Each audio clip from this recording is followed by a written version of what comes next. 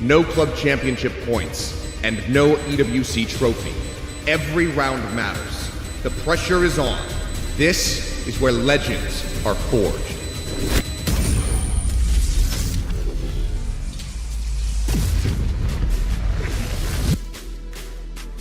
Hello everyone, welcome back to Paris, France for EWC 2026 Valorant. Day number 6 is underway as we have our final pair of spots left in the playoffs with 4 teams looking to book their ticket. Tigon here alongside Kukuka and Big Time to get you set up for Day 6 action. So I'm very, very excited to see who are going to join the EMEA and Americas teams. Yeah, I'm just chilling today. No heart attacks. It was a good day yesterday. Have some EMEA team winning, also NRG. We couldn't go all 5 for 5, but hey, Spain won, so good day. All third. This is a massive day for me. I got Nongshim still left in. Do me proud, please. I need some Pacific today representation here. For you. But I don't know. I just thought about their opponent. I don't know. It's all doable. Both these matches, absolute bangers. Win and you're in. Lose, you go home. The stakes cannot be higher. You want to play on that big stage in front of the fans. That's right. We started with 16 teams here in the tournament. They were set into 4 groups of 4, and only 2 would make it out of each group. And we're now down to the final 2 groups left, with Group C and Group D decider groups for that second place spot. And as we just alluded to earlier, Nongshim Red Force and G2 will be doing battle, as well as MIBR Los up against All Gamers. Pacific currently 1-7 in terms of series here at EWC. A very huge turnaround in terms of fortune from last year's performance. Yeah, very much so. I mean, look, Pacific as a region, we like to talk so much about how we're the strongest region. We won 4 Masters in a row, going for a 5th. Maybe it was 5 going for a 6th. I can't even remember. We're that good, the numbers are that high. That's the problem. But not really. But not here at EWC. I do feel like it's been a real struggle of a tournament, even for the heavy hitters in Paper X. They went out 2-0. One last team left to do it for the region that I love so much. I still think that is a healthy thing to happen, that throughout the year we have different teams coming up and peaking at different times. It is incredibly difficult to choose when you're peaking, or your performance is at best. And the most difficult thing is to make that last for as long as possible. No team can do that so far in Valorant. Yeah, part of the $2 million prize pool are those teams that have qualified on in. The 4 EMEA squads out of 5. And it's 2 for 2 so far for Americas, with 2 more teams up left for grabs here in later on action. Now, before we turn our focus to our final Day 6 in Group C and D, let's take a look at the action from yesterday's matches. Day 5 with Group A and B doing their decider matches, as we had a heck of a day of Valorant yesterday and booking 2 more tickets on in. Yeah, I mean, bangers. BBL against EDG to open up the day, and BBL came out swinging. This is one of the most dominant games that we've seen. It was looking for a time that they were going to 13-0 EDG, which just doesn't happen. That's not something to take lightly. I was so impressed by the Young Turkish squad. Yeah, and we had been talking about how EDG was playing with one of their coaches, not having the entirety of the roster, but it didn't really matter when it came to the compositions, to everything that they tried out. And it definitely maybe made that impression in BBL, feeling like they could take advantage of the situation. Someone that has been taking advantage of the entire situation the entire time has been LaRock. This kid on your screen right now has a lot of what it takes to become this year's MVP. Yeah, I mean, I just love watching him play. He's so electric in the server. Now, this is my favorite bit. The stand up, the sit down, get rude with it, get disrespectful. That's when this team really shines their brightest. So I can't wait to see that on the big stage with a full crowd there. You know they're going to play up. And yesterday, it was not only about LaRock. Everybody in BBL had their moments. I believe Kreven at some point was like 13, 14, 1. Yeah. It was absolutely crazy coming from this. Completely flawless defense there on Lotus. And then when we moved on to Breeze, the momentum was there. It was difficult to just be an spectator and think that EDG was standing a chance after map 1. Yeah, I mean, I think for EDG, they showed signs of life this tournament, but ultimately just not enough in this final game here. They will be heading home early in the group stage from 3rd place in Masters London. A fantastic placement for them. They can't replicate that performance here at EWC, and I felt like in the server, you could see why they were a little bit slow. The macro wasn't as coordinated as we've seen from them in the past.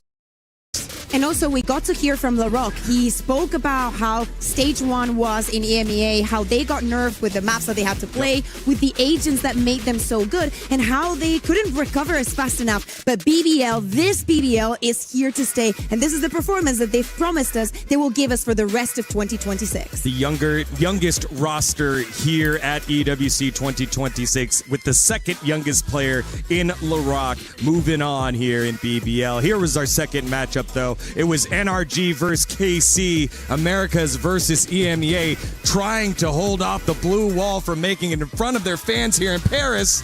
And NRG, the reigning world champs, were able to do so. It's too soon. Morgan, you do this. It's too soon for me. It's too soon.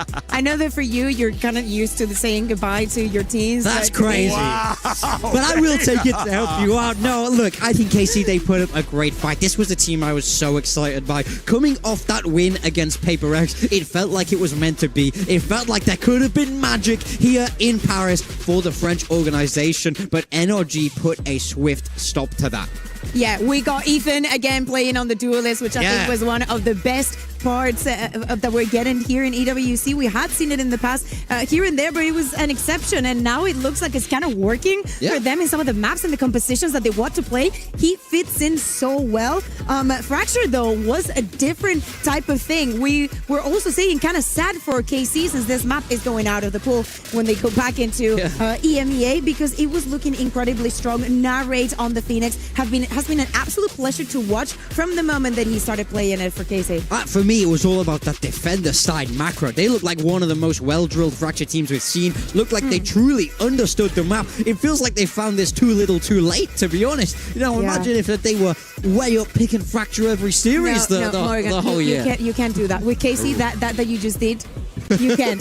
It's very difficult. It is heartbreaking because the potential is there. The names are there. The fans are there. And it has to be so difficult to be one of them. Yeah, I do feel for them. They're not getting to watch their team play on that big stage. But on the side of NRG, as this series progressed, we move towards that third map. I do feel like they were for sure the stronger team. NRG are they showed their class in my mind. They are one of the oldest squads in the tournament here, and that comes with experience. That comes with wisdom. You know, this is the core of the squad that lifted that Champs trophy last year, so they really do know their way around a tricky best of 3. Yep, second oldest squad, only behind G2, but NRG showing the experience here, despite the fact that KC seemed to be a solid Haven team, and the way that the map pools worked out in terms of map bans, it seemed like, okay, if we get to a third map, we're going to see a very even straight-up game, but NRG just blitzed them throughout that first half, and it was just too big of a mountain to climb for KC. The composition might have been a surprise. The confidence that we were also seeing, the way that they were moving around the map with Ethan just being like, okay, that is not here. And the mid-run calls were enjoyable to watch, which is something that doesn't really happen in EMEA much. So I'm happy to see that this is the energy that we're getting this tournament. Yeah, I mean, for me, Ethan on that Neon, he called well. But the individual fragging, that's like the amount of multi-kills I saw. I like it. The beautiful little transfers. I'm like, who's this young prodigy? Maybe someone should sign this guy. World champion.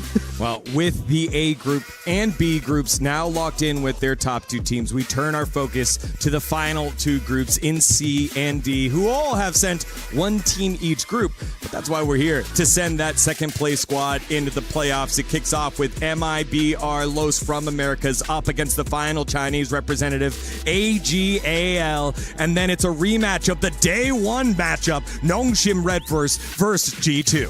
Yeah, I mean, I think both these games incredibly exciting. You can see the differences across these teams throughout the tournament. MIBR super hot and cold, one dominant game, one game getting stomped. AG, I think that their story is also really interesting. I thought they had it in them in that Heretics game. Yeah, they were the ones that got the closest. Yeah, but then they beat Global, but it's closer than I would have liked to see. And then, of course, that fantastic rematch where Nongshim did get the better of G2 this time. It's them looking for revenge. You also have to give something to Global. You know, I think that the first match for everybody is difficult. There are teams that hit the ground running. It is how it is. And I think the All Gamers against Heretics was one of those teams. We were so surprised with the individual performances, with the comps that they were playing, and how at no moment they were scared of looking for those duels. Probably, and still, the most enjoyable match that we have had this year. Ooh, strong words there from Kukua as we take a look at that bracket here of our first series and the journey on how we got there. As you said, it it was AGAL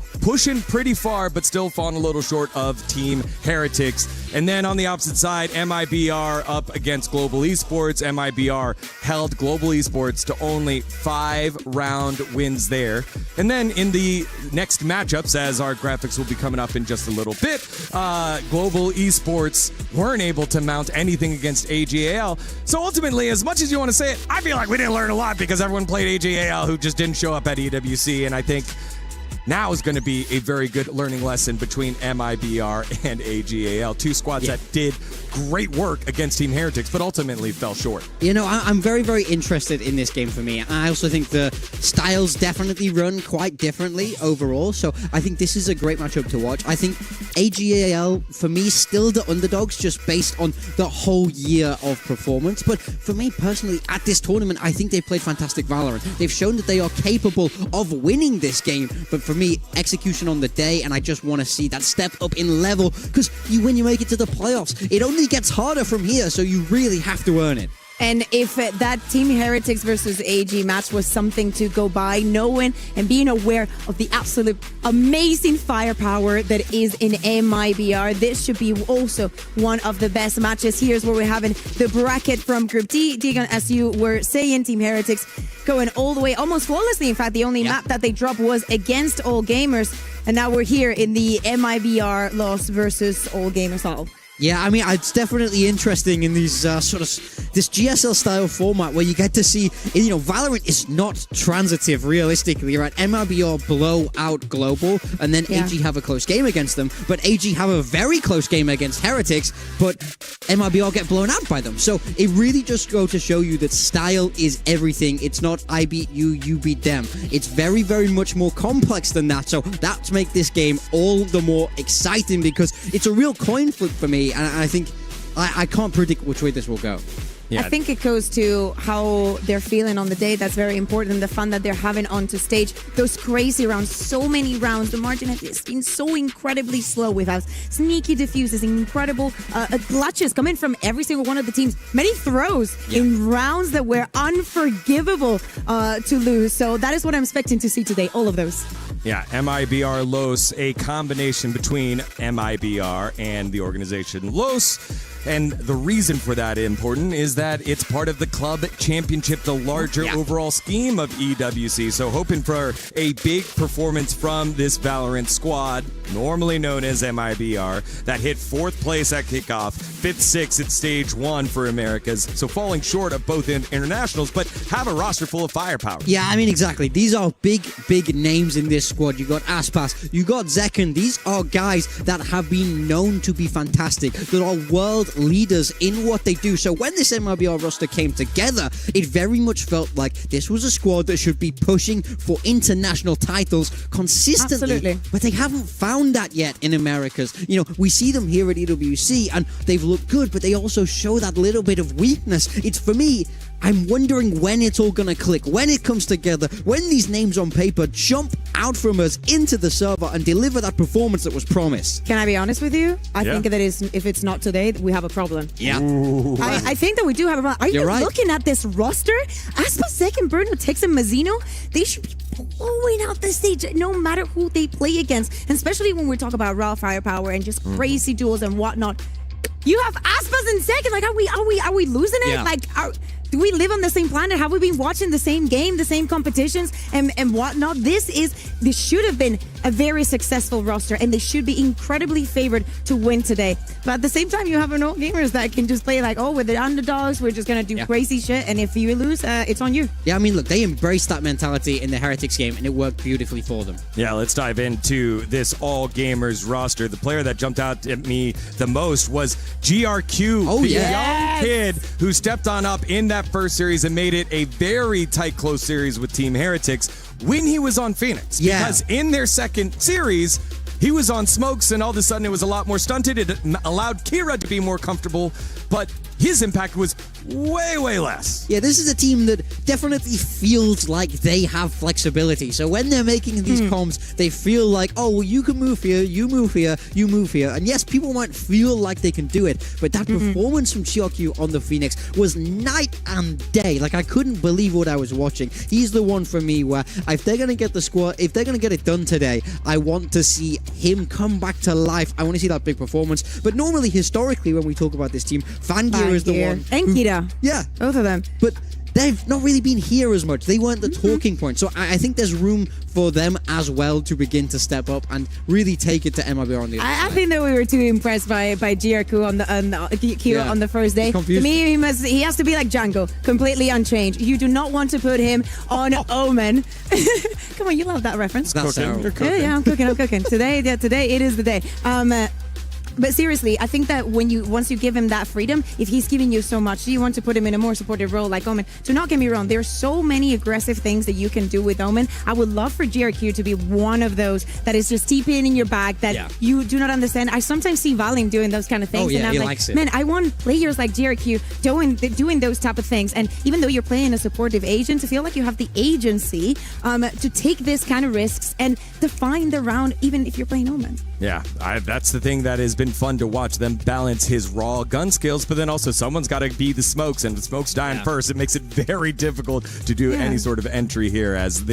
Watching this team evolve is going to be fun. If they want to play like that, they should ask FPX from a few years ago or Navi. They should message Angel. How does my team win with no smokes? That must have been how they practiced. No, it is a fine line. That was free. I'm sorry, Angel. It is a fine line, right? Because very much, especially if you're having to swap mid-series. You know, you go from having these fantastic games on Phoenix smoothly here today. All right, well, we have the players on stage. You could see Aspas in full recline mode, getting himself comfortable for the matchup here against AGAL. Again, only one of these teams will be moving on as the second seed from Group D to the playoffs to join those 8 slots to play in person on the main stage. And do not forget, when the day is over today, we will have the draw show. So you have to stick around so you find out who is going to be playing against who in playoffs.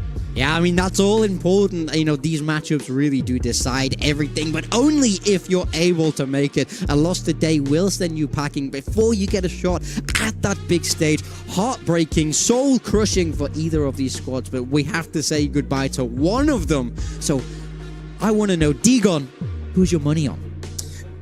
Ooh, yeah, because we've been pitching and whatnot, but we want to know what impression are we making on you? I think for me, it's about MIBR hitting the stride that they should be hitting, right? Exactly. AGAL are trying to figure it out. MIBR, they know who they are. They need to play on that. And will it be GRQ and the smokes? That's the other thing, and it looks like it will be. Exactly. I think you hit the nail on the head there, Digon. I need to see this MIBR reach their potential. It's that double duelist coming out.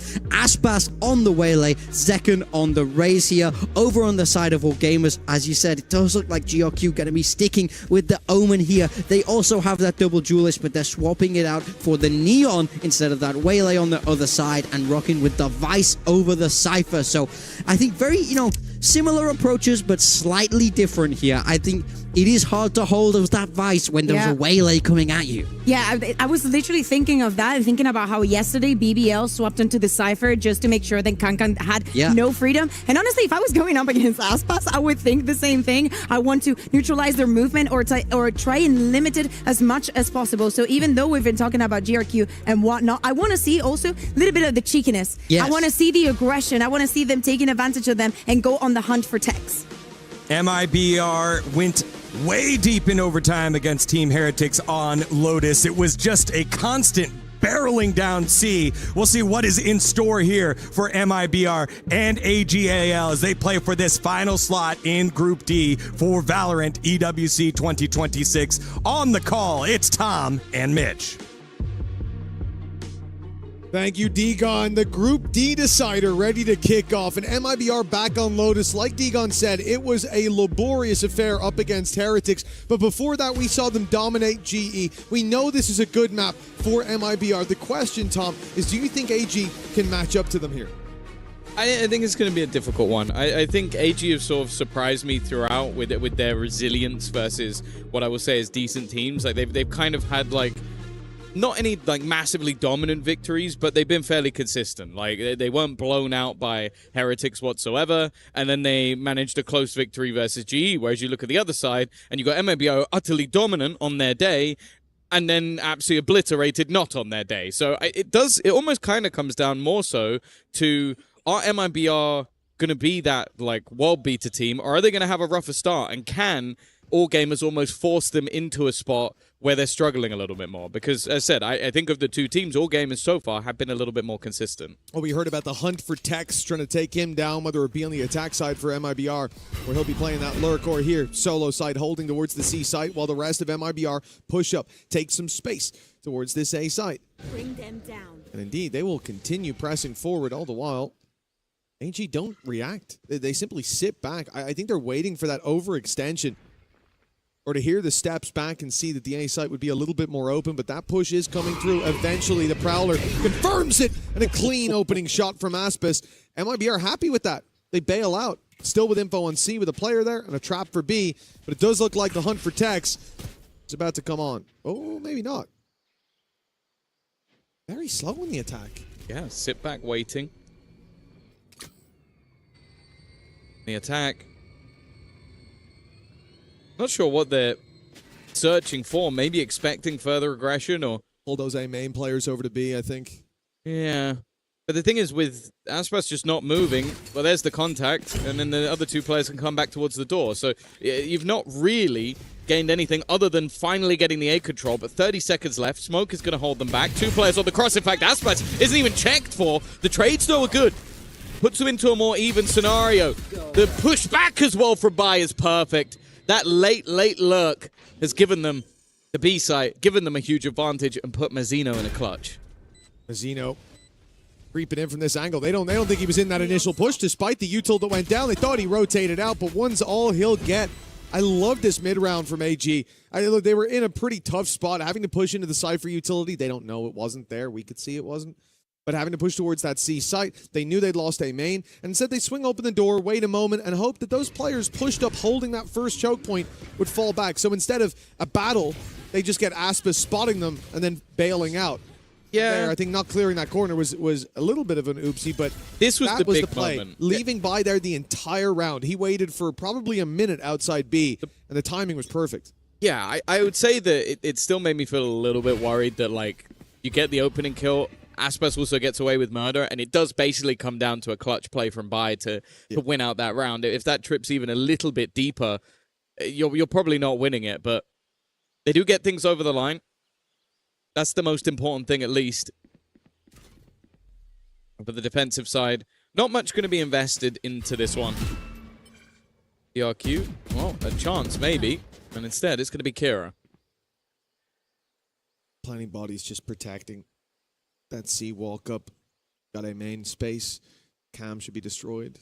I know it's being heard, but I think it's behind the wall on A, so there's not really much that be done for Fangir to remove that without a big risk. And up against an eco, it's not really the time to be taking those risks. And in the first round, the patience most certainly paid off. This time around, it could be the same. They have plenty of utility. A Paranoia being lined up and primed up. Finds two, finds all three, in fact. That should already be some alarm bells ringing. Indeed, they'll go back in the other direction towards where that Cypher cam was, the expected lighter side of the map, but MIBR are hot on their heels, just not quite there quick enough. I think the amount of space that Fangir had already taken, of course, only risking the Marshal, puts them in a spot where they can just run through all of the angles as they did in the last round. Well, that's a bit of a surprise. I didn't know the full force of his opposition were walking up behind. Maybe expecting that Vice Wall to be out towards C long rather than holding on to B, so they caught a good timing. Here. Of course, for Bai, that Bucky can be risked, but anything else would be incredibly costly. 3 rifles in play that could be brought into the next round, and Tex has done incredibly well. 2 quick kills off the Classic. The remaining couple of players are not in a particularly good spot. They have to run in here because that spike has been tapped. Even still, though, They've turned it back into an advantageous position from Verno. Any additional kills would be great, but he comes up against a one healthy player. A rifle is still lost, but at least they get the round, which, considering what was invested, I shouldn't be saying that. No, yeah, we should not be looking for silver linings in a round like this. That was huge work by Tex. Turns out he was the hunter in there with a classic, basically getting it done with a bare knuckle brawl, and that's crazy to find the two of them that quick. It's not like the second guy could have been surprised that he was there. 2-0 for all gamers, but some bumps in the road early on. Still, they can course correct. They can ignore all those earlier issues if they find the W here. MIBR putting the credits on the line. And again, we'll see that A main aggression a little lighter this time with 3. Nade going deep. It's going to force them back, and Aspis a little closer than they might expect. He's got his refract. He can fall right back, so he goes in for the pick. Finding nothing. And will concede at least a bit of that A main control. I imagine, though, here you're just going to leave Zekin, based on the current positions around Rubble, and have those rotations now, especially that Tex has spotted players outside C. The early decision from the attack was just play more of a death ball, but they had the wall covering for any push-up. And it does seem like MIBR are almost having to figure out where they're going. Prowler has gone through on B. You kept the aggression outside A. There was a jump spot onto C. Like, because they're playing so far back towards the spawn, it's making it troublesome. Clearing some of those early angles. Now, bear in mind, Zekin doesn't have a whole lot of support, but if he can hit a shot and get out of there, he's done his job, and that's exactly what he does. It's the same approach as the pistol round. They're going to go late towards A main, hoping that that presence has been relinquished. They brawl for it, losing a player already, and then send by for the late lurk through B. They might even try to crunch B, but the problem is MIBR are so aware of this. They're not going to fall for the same trick twice, but with Mazzino down, now they're under pressure. Aspis no longer a surprise in the corner, but he's ready for buy. Catches him, finds another, and at least gives MIBR a chance in the 3v2. The plant, 10 seconds. It needs to be found soon, and they can flood back in. They can deny this, but instead taking their time, closing the walls in slowly. As all gamers have no real space to play with. They know heaven's clear, but they want a battle. They want to brawl early, and it will be towards Zekin, where one falls. The flood out washes the rest of the defense away. That's going to be all gamers losing out on the third round, but still trading a couple of blows, and there was a real chance in the 2v3. I think it was mainly Aspas in this round that manages to stop it getting out of control, because the fact they're able to take him, and then he has to fight two players at once, basically from different angles, and it's only because it's a little bit disjointed. I think like Bai basically tried to trade off the initial shots, going, okay, he's fighting my teammates, I can just swing, and then his teammates aren't swinging. So that's where it kind of falls apart. GRQ swung in looking the wrong way, which is unusual when he'd already been spotted, right? They knew Aspis was there, and I think it was just a microsecond of miscommunication that led to Aspis getting a second bite of the cherry and the numbers being favored to MIBR on the way back through. Still, it was a clean retake. The defensive side, even a stinger on Mazzino in this round. I think it's clear that the defense think this is going to be C fight. After denying them A and obviously having this fallback early, they had 3 players stacked up on C. They had the Waylay ult ready and raring to go. And then they had the Cypher set up over on A as more of a delay. But again, it's very, very slow from all gamers. Taking their time, this time slowly walking through that A position. That first trip is predictable, but the second, we should see the smoke go down on the stairs and then the Neon try to slide through on the site. With it being so low, there's a decent chance that's going to catch her. And that gives Tex a kill trip if they're not quick enough to react to breaking it. That time going down recently. Tex already taking a few shots and a nade now. That might stop him from being able to punish, and they go right over the trip. In fact, breaking it is the nade. Tex still manages to find one, but the showstopper's fired his way, dodges that as well, and the numbers stay favorable for the defense. Yeah, he did get one off the kill trip. He did find one that was revealed. Convergence path used as well, and Kira knows he has to try and execute off of that. JRQ's done well, so is Bai. Actually, they're fighting this back! The remaining 2 looked like they were in trouble. Instead, they were the trouble. The hard carry in a team full of superstars, but he's now trying to bait them in, hoping that someone makes the mistake, someone goes looking in towards the spike, but they're not falling for it. Now baiting in for a second time, but it is Bai from behind that will close out the round. He's 7-1 right now. only being shut down once by Aspas, and other than that, being the star of the show. I can't believe how confident they were right there. All Gamers played that so cool, but he could have stuck it inside the smoke. They just knew he wouldn't have the gall to do such a thing. Gave him plenty of time, but in the end, they made the right call. 3-1 now for All Gamers. And after what was, you know, some warning signs early on, like round 2 was way closer than it should have been. We could have seen MIBR come up with rounds very early on. Well, now the defense is left down to an eco. Now All Gamers should extend that lead even further, and this is a phenomenal start. Starting to think back to the game against Global Esports for MIBR, and it seems like a long time ago.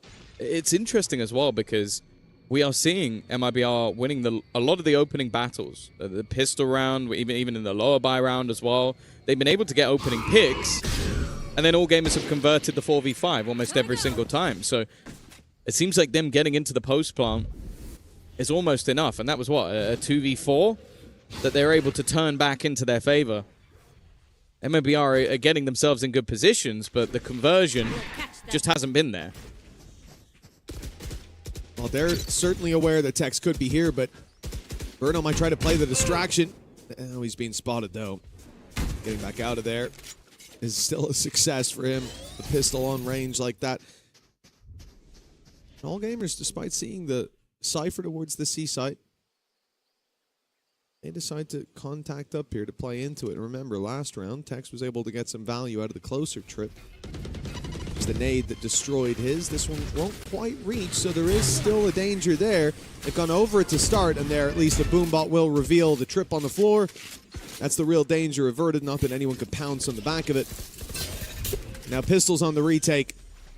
Unless they can deny the plant. Oh, hello. Nade's going to do some good damage. Trips on lucky one. Boy. Very, very lucky. Now, I am looking at that 9-4. A lot of the time, one kill is enough to trigger it. We've seen that in the past, especially with pistols. Puts them down to low HP. And actually, the pressure being held on the other side. But now they should know that the majority coming in from the spawn. Paranoia sent through. Still not enough to activate that Nightfall. And you can see why. Slowly being picked apart. And one by one, the defensive side will fall. A good hold from the side of All Gamers. Even Shrimp surviving on just 1 HP. But they won't mind. That's 4 alive. Yeah, but honestly, Shrimp surviving is probably the most important factor of that, because if not, they might decide to put the Nightfall through, like you said. I think there's a good chance that they do, just spur of the moment. And he couldn't put his through, which gave them the information that there wasn't anybody towards the waterfall. A really nice play as well by Bai. His flash was perfect. The second that they came out to take the battle, I think it might have been the end of Kira if that hadn't have popped exactly when it did. And that's a number of rounds now where MIBR, despite early on showing signs of life, have been kind of shut out. It has been All Gamers looking like they've got full control, and now a timeout is going to be called very early on. Remember, this map in this tournament started out so well for MIBR. They stepped onto the stage 13-2'd, if memory doesn't betray me on this one. Global Esports. And then from there, it was a labored overtime against Heretics. And I think that honestly took the wind out of MIBR's sails. They went into the next map and got absolutely trashed. So that kind of turnaround, it feels like, you know, most teams we look at is kind of wanting to heat up as the tournament goes on, whereas it feels like MIBR put their best foot forward in that first game, and then they took a bit of a stumble. Yeah, I think as well, you have to think back even to the very beginning of the year with All Gamers not being a massively known quantity when it comes to the international stage. That event felt like a learning curve, but also people looked at, I think it was Gentlemates, and went, oh, they got All Gamers next, they're going to get through that game. And it was underestimating their opponent, and also All Gamers being a decent squad. Like, they've got some very talented players on their side. Now, sure, the names are on the other side. And, well, an early fake plant, but that fake hasn't really done too much. It's been spotted. It has pulled 3 players over, but again, they can get back. Verno under serious pressure, though, and now the response being attempted. It's not been connected by one, but it has been found by Mazzino. Yeah, Mazzino was a bit too quick, got ahead of the rocket. But a kill's kill, that's all that matters. Angier, oh, he's going to be taken out by Aspas, an angle he checked just moments ago. Nightfall goes through and a player up close, isolated, caught off guard, you would think, but GRQ somehow gets away with that kill. The spam taking him low and Aspas taking him out. Leaves it 3v2. Still, a chance for all gamers here. Kira, the unknown quantity, the later play through mid. Bring them down. No nade left to play with. Oh, that's tough. Shrimp's being caught by the seas. Out of the round, and damage done. Looks good for all gamers. Aspis and Tex holding on for dear life by a thread, but they've made it through. It's the second round for MIBR. I feel like it's been the case in both rounds where Aspas has found the most impactful kills to sort of turn it into their favor, like having to deny what was an incredibly fast take. And sure, the spams helped pushing players into his position, but they still expended an awful lot into this round. And of course, for the attack side, having a few in a row, they should comfortably be able to buy back into this one. I think Kira's just having the thought of what to go for. This now needs to be the springboard for the defense. A few players surviving, give them a bit of extra to buy back up with, but they would still be in trouble in the next round if they were to lose all their players.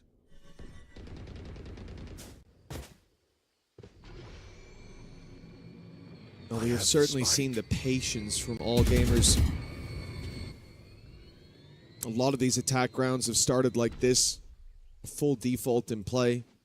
By this time covering the Vice wall for that A aggression, making sure there's no early flank. That's a risky blast pack, but a lot of information garnered, but a player lost. Tex gets out.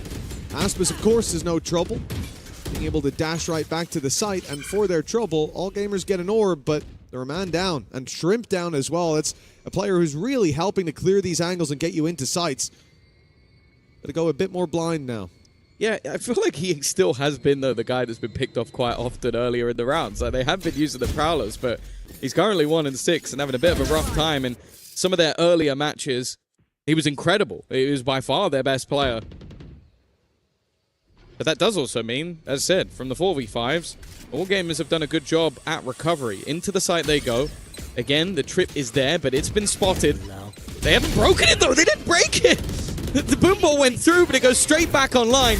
That gave Tex a freebie, and now Aspas is the defender of the site. A bit of a weird scenario, because that trip coming back online, sure, it was only the 1-for-1 trade, but it did make things a little bit easier for Tex. Yeah, listen. I think he's there. If Tex is gonna, I actually looked over where you. You did. Well. I was thinking. I was like, Tex is there. I think he's playing, bro. Did you sleep okay? That confused me. I did actually. I think I overslept last night. And now it's starting to catch up on me. You look straight into a wall like, yeah. No, he's not. Where is he? No, wait, he's on the stage. Okay, well, that was a confusing moment for me. But as I'm sure that last round was for all gamers, giving away the pick and giving Tex the opportunity, and it seems like MIBR capitalizing on every chance they're given. A 5 versus 3 right off rip. We said it's been these slower rounds from all gamers, but this was an attempt to change pace, to challenge for that A main that MIBR have been throwing utility at early, at least trying to manage, that all gamers have been leaving the Vice wall outside and conceding the space, fighting late for. This time they go aggressive, and it does not work out, at least to start.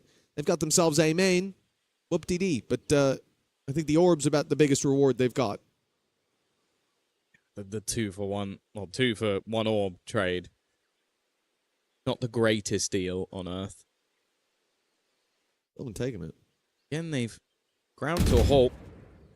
This double duelist 1-2 punch is one of the most terrifying on Earth, especially facing into a high-low.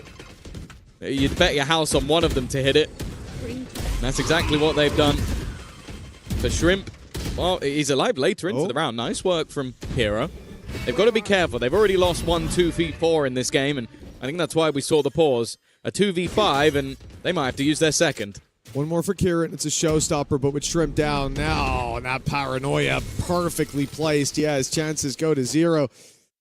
Still gets out with the showstopper for the next round, but for MIBR, after what was, as we said, round 2, there were signs of life. They won round 3, but then started to get shut down, and it seemed like all gamers were going to run away with this. Bai was having fantastic impact on the lurks in terms of denying the retakes as well. I don't even think we saw the Thorns delay as much as they could have, but it worked because when they pushed in, the flash was there to catch. Now things have stalled out massively. 3 rounds in a row, and a convincing start to that one. I think it's no surprise that they go for the timeout.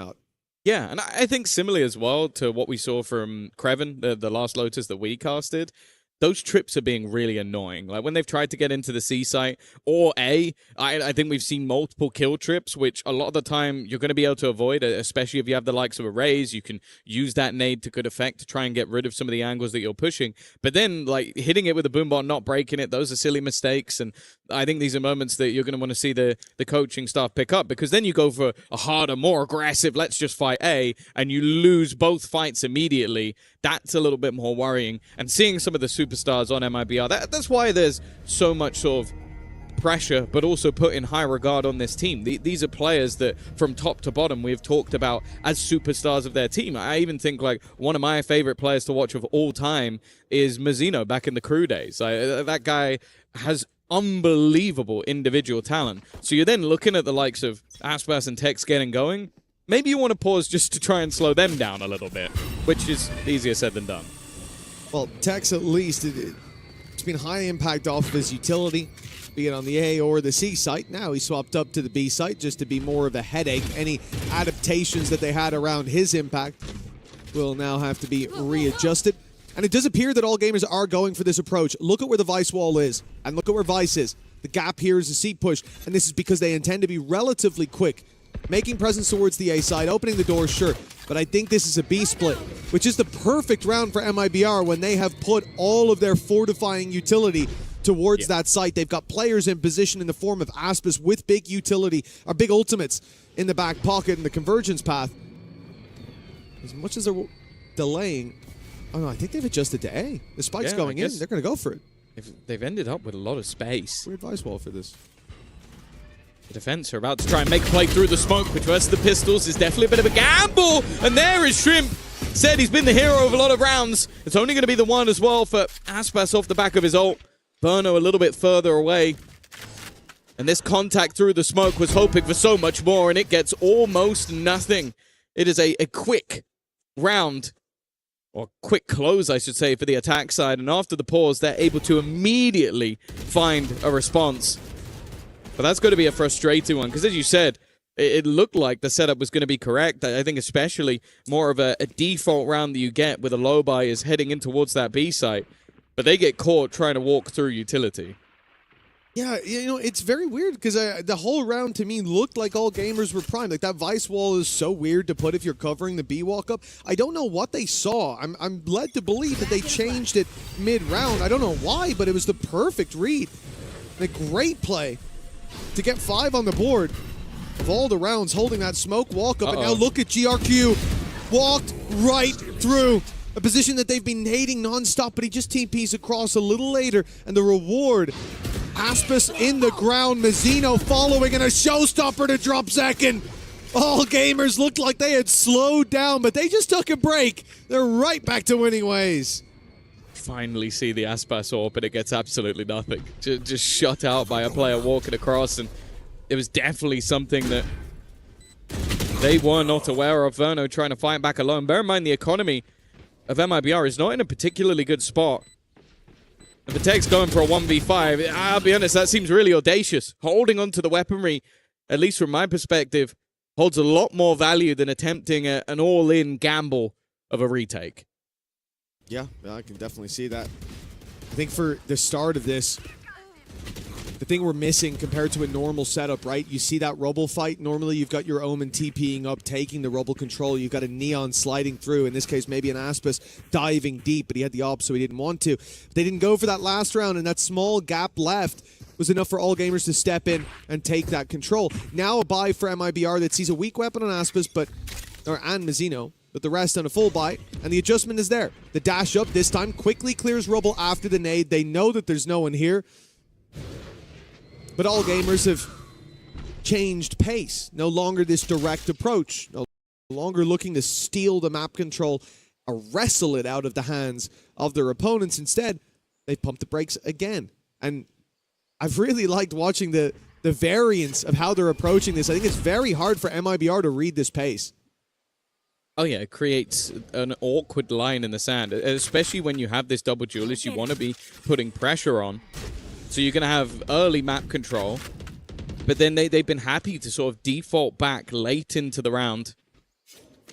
At least in this one, all of Tex's utility is gone. 45 seconds left as they look to try and clear positioning once again. This time there is a player up close, but he's already been caught. Verno, we've seen him get cleared from this position, but they're looking to try and battle and brawl for this, really try and fight for this. And it even seems like they might have had the expectation that maybe they would just leave, but no. They're continuing this pressure and now going all the way back. They've played the late lurk so perfectly that, okay, they're eventually going to take their space, maybe worried that there's a trip, as there has been almost every single time, but there's nothing Tex can really do about this. No, forced to give them the plant. As I said, this pace from All Gamers has been a nightmare in this round, even more so, but it's Showstopper! Oh my back here! That is a lifeline for All Gamers. That could have been a double opener, but instead, the numbers, they say even for now. I know exactly. MIBR kept back, and with the AWP taking Mazzino out and Aspas, they have no choice but to concede. Surely, no, they press on, they press forward into Fangir. A 4K for the Neon as All Gamers push up to 7. A guaranteed lead at the half, and what a resurgence from this squad. I'll be honest with you, I thought he won them the round with the first op shot that he hit, and then he hits 3 more after that. That is a beautiful round from Fangir, because Zekum was, I want to say, 0.2 of a second from eliminating 2 players on his team. I think he clicked the second he died. Like, that was ridiculous. It was such a fast reaction shot, and then everything else from there on was just perfect from Fangir. It's an operator that I don't believe he would have even bought. It was one that he picked up off the corpse of Aspas and then used it to their own demise. What was a level scoreline, came a pause for All Gamers, and now they find themselves with a pretty hefty advantage. For the last one, might put them out of sight. Zeno claimed the orb outside A. Nightfall now for MIBR. If All Gamers go for the B push, and listen, any other team, look at what the Vice Wall is. Look at where all 5 players were just moments ago. Any other team, I'd already be saying, and here they go, they're ready to break into the B site. But I've learned my lesson.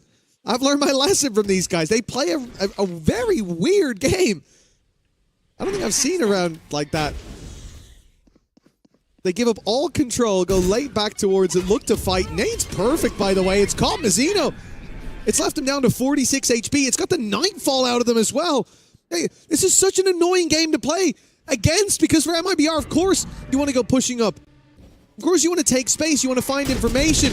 And as you do, you lose Mazzino now. Your low HP player, you flood back out through these doors with no idea that a flank is on its way. The ult now popped, and look who's right behind you. Fangir! Beautiful from All Gamers. They are playing a cerebral game, and MIBR, they're not even coming close to getting a read. That's just perfect. We said it. They had one bad round in terms of timing, where Bai ends up getting caught. And since then, since the pause, every single double back or wrap around has been utterly perfect. A player that goes from being the hard entry, goes into a lurk, goes back to hard entry, back into lurk again. Like, you've got to be sat there on the other side of MIBR trying to call this, going, okay, they're pressuring A, let's take B. There was a guy B, let's go back, let's hold there. And you're just having to wrap around consistently. And then when you're finally in the fight, you go, okay, they are A, and then someone swings you from behind and kills 2 of your players.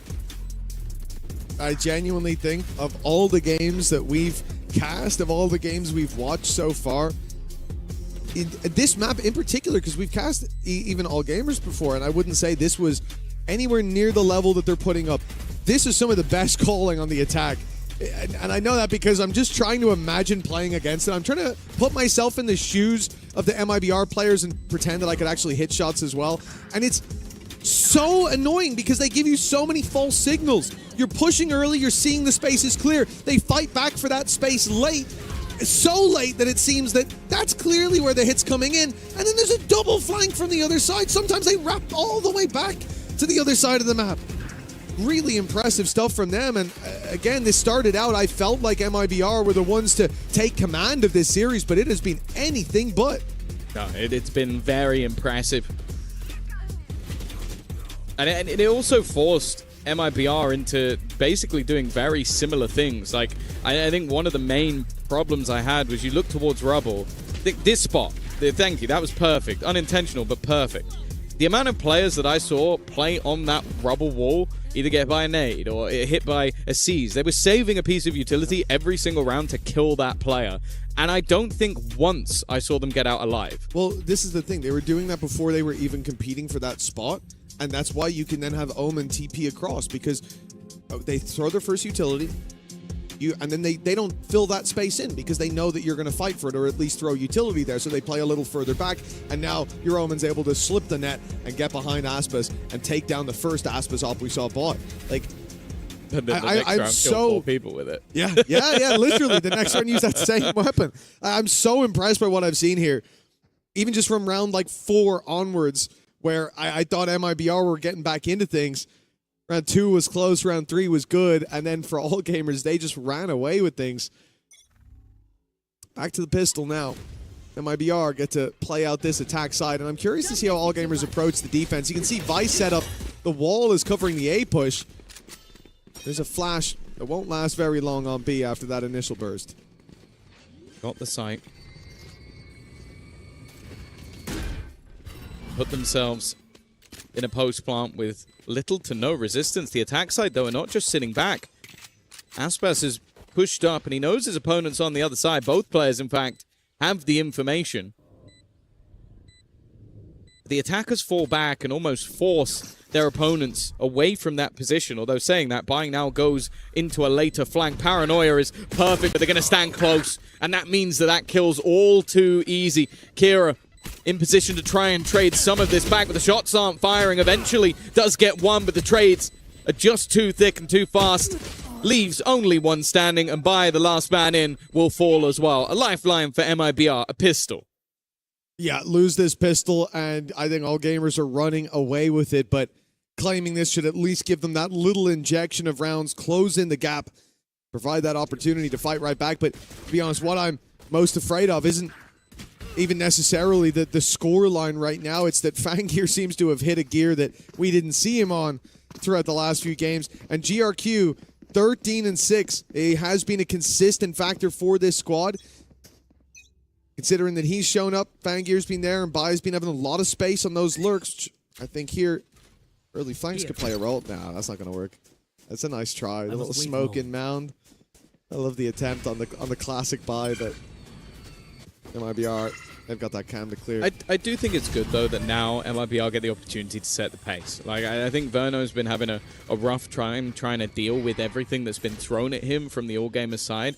But now you get to define where those battles are. Even if you end up walking into a stacked site, at least you have the execution utility. Not bad from Bai already, though, of course, for MIBR. This is a slightly lighter purchase, just a couple of rifles alongside pistols and a Marshall. They can, of course, buy into the next round, but it's mainly those couple of guns you don't want to lose, and so far, it's looking so good. They'll keep everything onto the board, get themselves up to 6, and then maybe even have an upgraded rifle or 2 to go back into this one with. Indeed, for MIBR, things looking to pick up, but this is the real test coming up now for them. All gamers in with a full buy. Fangir playing the outlaw. Looking at the other side, there's not too many players that he can catch with that one shot, but MIBR are going towards A. There's going to be a nade coming their way. There's going to be a paranoia prep for GRQ. In fact, it's only the boombot to start. Gear's keeping the nade a little bit later. It's a shame. This time we could see it would have probably eaten a bunch of those HP bars. Obviously, we have a different idea for later on. Still with the season nade. Prowler ready to go through. Should grab the information, but X is almost dead. Yeah, he's been exploring the C site, and he met the outlaw heads up. Bear in mind, there's an outlaw on either side, but at least for now, the one it will maybe benefit even slightly more is Aspas, because there are 3 players on the other side that will take that as an operator. I'm out of here. Again, a slower pace with Fangir just trying to find out information. He gets it, spots multiple players on that side of the map, and now there's somewhat ruse that's being sent on A. Doesn't hold anywhere near as much value. the defense are actually giving nothing. They're just sitting all the way back, similarly to what we saw on the other side. But it's whether or not they can bait the rotations the right way. And looking at a solo defender of GRQ, who's about to get some support, but will it be too little too late? He can still get out of here. Still with a shrouded step if he needs it. And he may well need it, but he's sticking around. He's looking for the battle, and Aspas has got him! Oh! And Kira! A headshot on that second swing! Bought them all the space to get this plant and a man advantage under their belt as a result. MIBR have just been gifted the upper hand by Aspas. Yeah, it's the gift you get when you purchase one of the best players to ever touch the game, and that double opener sets them up in aggressive positions. Fangit maybe hopeful to get something here, and now they've spotted the remaining player. It's the 1-2 punch, the bait taken, and Mazzino with an easy frag in the end. Fangit has no choice but to try and run for the hills. And what started as a bonus round that had a Marshall and some weaker weaponry, even the Outlaw in the mix for Aspas, which, well, clearly wasn't a weaker weapon, now turns into them currently having 4 rifles, some mass upgrades, and a fantastic start to the second half. For Aspas to get the first kill was impressive, but to then swing deep with 1 bullet left in the Outlaw, he had 100% confidence he was hitting that headshot, and for good reason too. Like, look at this, 1 shot left, and he goes, screw it. Does he know that guy's low? No, he doesn't have a clue. He thinks, I need to hit his head, or I'm going to 140 and probably get traded. But we got 10 seconds. We need a plant. Screw it. Throws it out there. It works. And all gamers now, after a strong first half, an 8-4 scoreline where they did look like they had their hands glued to the reins. Now it's come back to bite them. That gap has closed into just 1. And MIBR, hot on their heels like this, gets a timeout from that side. Yeah, the last pause they had was what took them from a 4-4 scoreline all the way to winning the half. Yep. But this will be their second pause taken. And for Ed 101, this is an opportunity to potentially do the same again, like try and get them back. Because this is definitely not the end of the world so far, but I think you definitely see Aspas able to basically fight 2 players at once and come out on top, and you do start to worry a little bit that this map could slip away from them. And of course, for MIBR, this is important because they are going into what is their own map choice split coming up next, which I think is still a fairly comfortable pick for them. I was maybe surprised that we didn't see all gamers go a slightly different way. But you're not going to want to go in with a deficit, and they are still currently around behind, although the signs of this attack side have been fairly promising. Well, it looks like all gamers have got a decent read early on. They've gambled correctly. 3 players towards the C site. Prowler's going out on A, trying to distract, but MIBR unknowingly still walking into this stack. Paranoia is perfect. It's got so many, but that cage from Tex, that saved them all. There were 3 players blinded and easily about to be taken down. A single cage. And they get to take a breather, to reset, to fight on their terms, and put a 5v3 on the board when the smoke fades. It's not going to look pretty for Kira, even with 2. It's left Shrimp alone, weaponless, and against the odds. It's not been having the greatest of games individually. Started incredibly slow, and this would have to be an utter turnaround in a round where expectations at this stage are almost 0. MIBR have managed to negate the stack with relative ease, considering the initial setup looked incredibly dangerous. Now Zekken is already tagged low and will go down. But the remaining 2 players full HP and looking to try and play this together. 3 bullets remaining in that Sheriff, but the main problem is the time. Needs to almost be on that defusal already if they're going to get it to half and try and bait players in. And that is the goal. Another nice shot from Shrimp. The problem is the second player may be expected to be further away. It's a crazy shot again from Shrimp. But unfortunately, that clock was already gone. A nice amount of damage in a low buy round. And well, MIBR are a little bit lucky to even get out with it. Yeah, I think they realized at the end, if he gets it half, he has a chance. But if I stop him now, he doesn't. And that was incredibly close. A millisecond either side, and this could completely change the game. and that's in a number of different fights. Kira did remarkably well to find 2 up top. Lucky that they were throwing the Seize nade as the smoke faded, so 2 of those players weren't ready to fight. And close as they made it, costly as they made it. MIBR still have decent credits even after the bye. They come in here with the convergence path on the attack side. And all gamers want to get aggressive right away. They've decided to try to catch Kira, and he has been stunned up by the convergence path. No chance with the showstopper, yet it's still a couple kills back in their direction. Fighting through the doors with great success. Yeah. All gamers have a man advantage. If anything, Kira with the showstopper kind of saved the rest of his teammates. Nightfall now being thrown out as well. Hasn't seen Verno. Verno sat in the corner, but Vangear was still a relative unknown. The attack side looking to try and take space on the other side of the map, but of course in a massive deficit. Well, Tex might be in trouble between 2. I think the rifle might have been spotted. Just the tip is enough to give the game away, but Tex has managed to escape, but will he escape by timing? Couldn't be any worse. Just as he drops down, and now Aspas will walk into the same man. Lead not taken by MIBR just yet, as a breakback is immediate. Oh, that's essential for all gamers to stand their ground there. I think if they lose the lead and then end up on an eco, MIBR have all the momentum to just run away with this. But standing tall in this moment, a bunch of problems there with like the Nightfall not hitting, and yet they're aware. They're filling in the gaps in those fights. The showstopper being caught by the convergence path, but actually saving, yeah. Yeah, it ended up working out favorably for them, and for MIBR, trading out that ultimate. And they come into this one away from a showstopper. And I think Zekken finding that orb would be a death sentence. They look to defend it, though, on all gamers. They lose Shrimp. Right off Rip! Okay. And there's the orb for Zekken. He gets it on a blind spam. The nade almost lands perfectly, but Vangear dodges it. Now has backup as well. The problem is they're going to know exactly where these players are, and oh, yeah, that was an immediate cancel from Aspas. You could see he was about to dive in and then goes, oh, there's 2 there. No, I'm not doing that anymore. Well, we can just play with the rotation. Zekken has just turned on this round, though. A shot through the smoke, a shot in a pixel gap through the door. Now the remaining 2.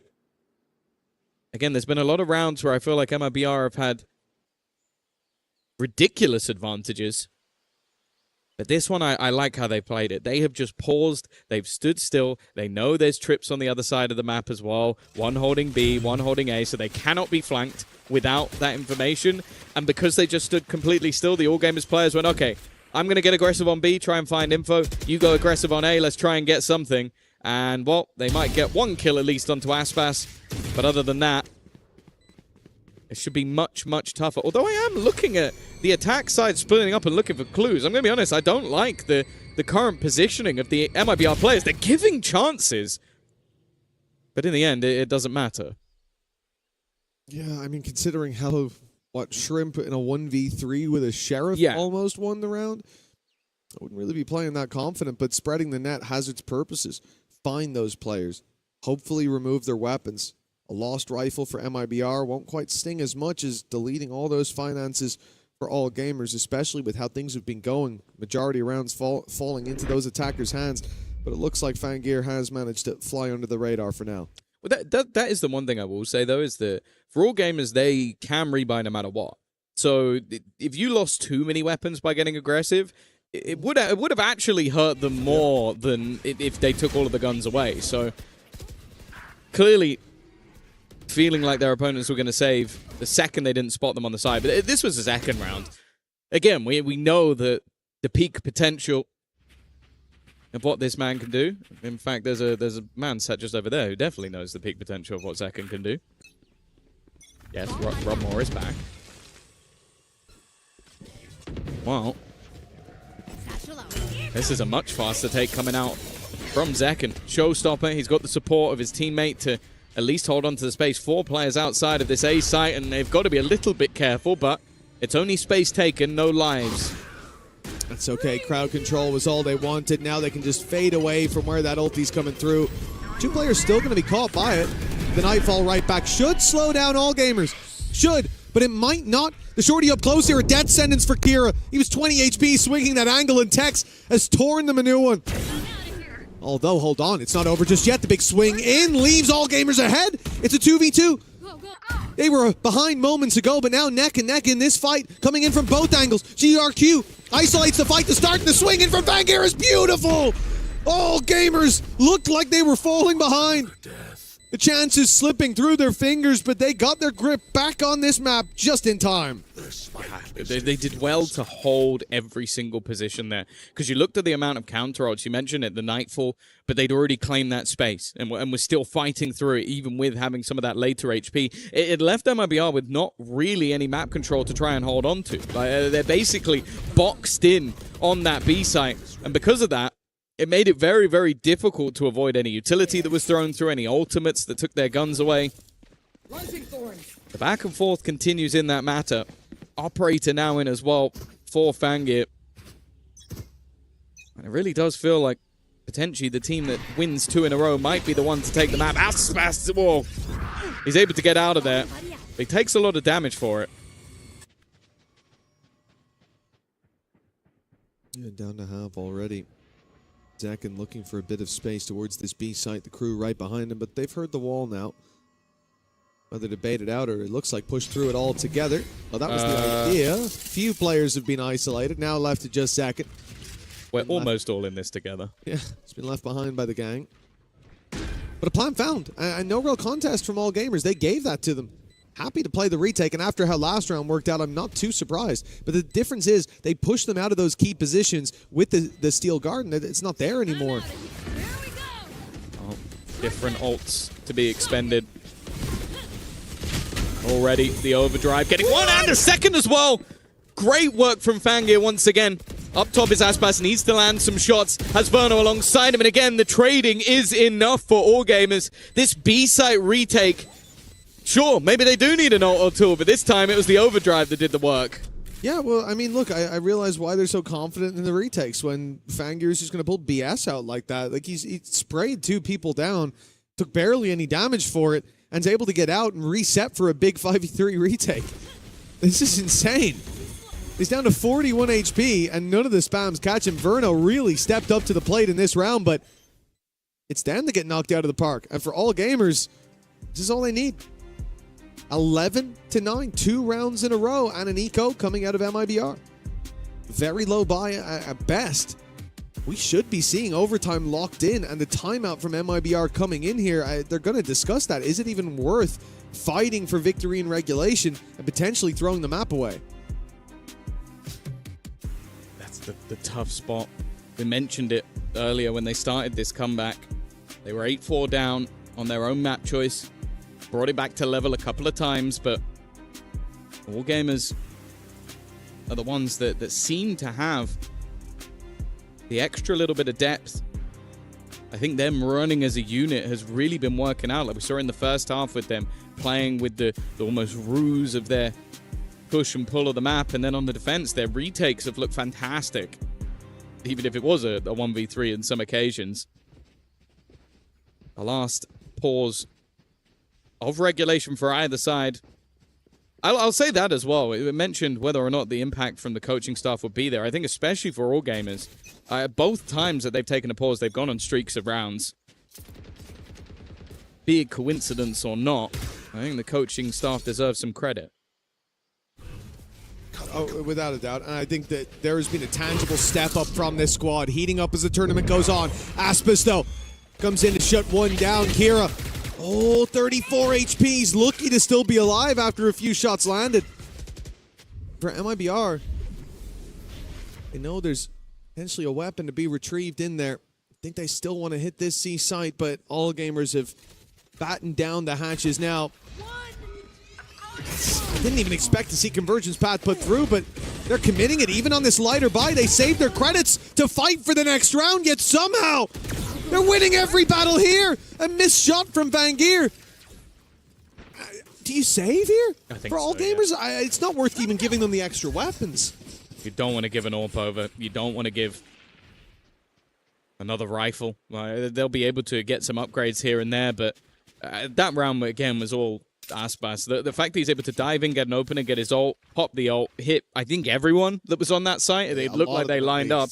And then that SMG is nowhere near as weak anymore, because you have to hit an instant shot, and I just have to spray wildly while moving all over the shop. So, great round from him. And that has been the case in a lot of this map so far. Like, I think if you look at openers, maybe I'm wrong, but I feel like Aspas is going to have a vast majority of them with what he's been able to do with pistols, what he's been able to do with rifles, and it's been fight backs into the round from all gamers. Well, this time, they were unable to fight back. A singular ultimate has been able to turn the tide and give them a 10th.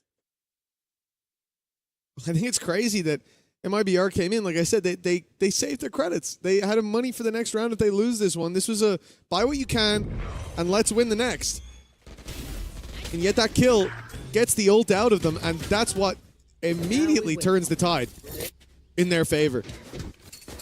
10 to 11.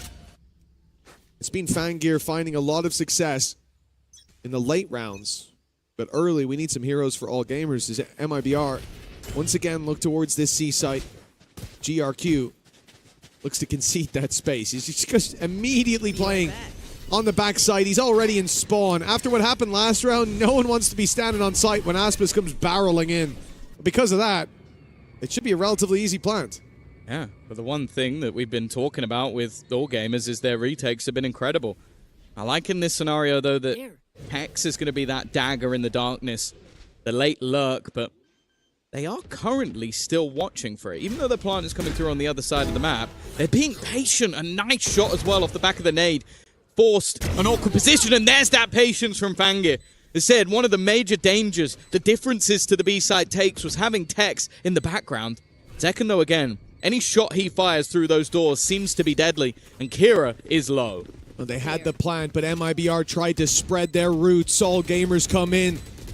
They've trimmed the shrubbery, and a great paranoia into the back. It hasn't got the player up top, though. Verno still able to provide that cover. Now the jump in, caught by Verno as well, and MIBR! They fight their way back into this round, back into this map, 11 to 11.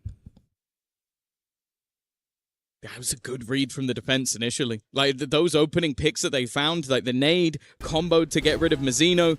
Then you have the catch on the lurker as well, but it's those three players just hunkered down at the back.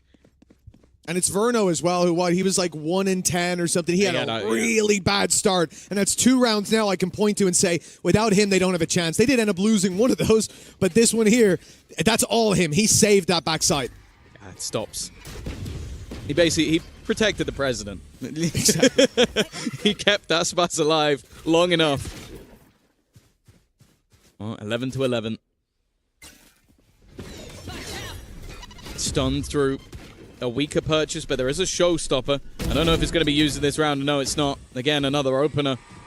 Aspas Fangir in position once again, though, and he gets 3 in the blink of an eye. The majority of that attack force dissipates. And even a TP in behind. There's plenty of weaponry to be found for these defenders. No ultimates to play with. Verno will get his, but its viability in this sort of moment. Look at the pings. He's just faked that out. That TP was purely for bait purposes. They were pinging those rifles. They're saying, let's get them and fight our way back into this one. A buy up in the next for all gamers, but they might have to fight for OT. But with Verno down, maybe not. Tex, the man who's been a problem. Look at his position. Look at the plant. He has to be quick moving to site. They're going to see him very early on. He'll cut off the first head of the Hydra, but plenty more remain. Tex, a chance in the 1 versus 1. Has his cam, but look for the fight and he wins it. Tex delivers MIBR to 12 with a huge clutch. That's just insanity. Like, again, you look at this defensive side and you go, hey, Fangir should have had the play of the round. He genuinely might have wiped out the entire squad if he was given an extra bullet or 2. But that was perfectly played from Tex. A reposition, first player, you could forgive it. The second look to jump across as bait, almost, and then gets wrecked. And then because of that, he has the time to flip it back. 3 in a row for MIBR. Sure, it was a low buy round, but they're not going to care. And for the defense, they now have ultimates. They have weaponry. They're in a good position to take us to overtime, but have they been broken by those last couple of rounds? They've been broken by Tex. I mean, what a Herculean effort in that last. Unbelievable play. The confidence not even letting him get to half, swinging in early in the smoke. Cool under pressure with MIBR. They've weathered the storm and found themselves to safer waters. At least an overtime guaranteed now. But 13 on the board early is what they want. Prowler again sent to B. We've seen this MIBR like to push and pull the map. For all gamers, they're left without a read, but the Vice setup on the A site should leave them a bit more confident to send forces in that other direction. The thing is, where's MIBR going? This is looking like one of those all gamers rounds. They're playing across the map, grabbing their orbs, and it's a huge fake of the C site, but it hasn't pulled rotations. No. At least not yet. And because of that, questions are being asked. 2 ultimates have been used on the A side of the map. It felt like they had the right read, and honestly, about 2 seconds ago they did, but because there was no contact made towards Zekken, he's called for the rotations. 12 seconds to get that plant in. Aspas with an operator in a peculiar spot. Now they look to move. If they drop this spike, that might be the round. I don't know if they've got time to plant it. I don't think they do. All Shrimp has to do is survive, and they've taken it off that alone. 4 attackers will live to tell the tale of a singular kill. Right in the nick of time. That's crazy. They picked the spike up with 3.5 seconds left. Just shy of what they needed. That is a huge play. And all gamers, they deserve an overtime with how they've played. And their attack side is really what looked the scariest. Oh my God. But Fangir, every step of the way, has been the shining light. The spark of hope for all gamers. Now they look to fan the flames in overtime. They're going to see his face in their nightmares tonight. Like, that is genuinely... He couldn't have timed it any better. Like, literally, it's not possible. Gets it on the 6-second mark. Stays alive long enough. And that should have been the end of the game. Instead, OT. I'm out of here. Fangir's got to be feeling confident at this stage. It feels like every decision he makes turns to gold. And with the attack side now looking to put the pressure back onto Tex. They suffered at the hands of his trips, and again, you can see how wary they are of running through that utility, but this time there's no kill trip in that spot. MIBR have everybody in the waterway ready to come flooding back through. Fangir will be the point of contact, and he'll fall, but who else is here? Who's next to fall? Who's next to challenge? Nobody. As MIBR find out, the plays come in the other direction, and a great TP from GRQ. He's passed the trip very early on, and as they now break it might be a bit of false security for Aspas. No, he's clearing it still. He's looking for this player, and he'll find him. GRQ down. Good work by Aspas to still be wary, even though the trip was broken so late, but he will be caught by in the end. God, they've got to be careful here. AG in the post plant, that was where they were truly deadly. One away from an ultimate. Instead, they're going to look to get aggressive timing worked out for them, but Mazzino has his teammate covered, and now Kira is all that's left. MIBR, they've not been broken by that previous round. They will now go up to 13. Another attempt at map point on the attack. Another chance to close this out. Last time, it was a very narrow margin by which they lost out on the chance to start this series 1-0. 16-14 against Heretics. I'm even talking about the last 2 rounds ago. Oh. Half a second. Oh, I let you in the last time they played this map. Indeed, yeah, that match against Heretics was laborious, and this may be the same. You look across the stage from MIBR, though, and like Fangir blowing our socks off here. Leagues above the rest, but for MIBR, Aspas is impressive as ever, but the desk highlighted it, hunting down Tex. Was what this was all about, but he proved to be more predator than prey. Dive in from MIBR. They haven't spotted Fangir. And now they have, but it's a little too late. He'll still get 2. And with GRQ adding to the equation, it's MIBR miles behind. Genuinely. Again, just the decision making. He almost gets another triple kill in a defensive round. And while Tex is thinking so much about how he can get past the wall, he ends up getting peaked. Aspas has been good. Scratch that, he's been great. He's been so good in opening positions, but how much can he truly hope to find with 39 HP and 3 players?